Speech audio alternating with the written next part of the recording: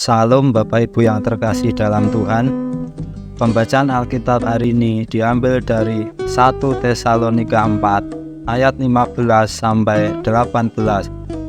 Inilah bunyi firman Tuhan. Ini kami katakan kepadamu dengan firman Tuhan, kita yang hidup, yang masih tinggal sampai kedatangan Tuhan, sekali-kali tidak akan mendahului mereka yang telah meninggal.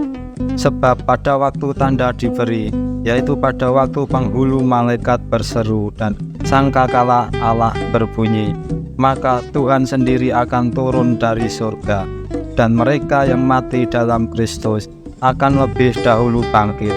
Sesudah itu, kita yang hidup, yang masih tinggal akan diangkat bersama-sama dengan mereka dalam awan menyongsong Tuhan di angkasa. Demikianlah kita akan selama-lamanya bersama-sama dengan Tuhan. Karena itu hiburkanlah seorang akan yang lain dengan perkataan-perkataan ini. Amin. Tuhan Yesus memberkati.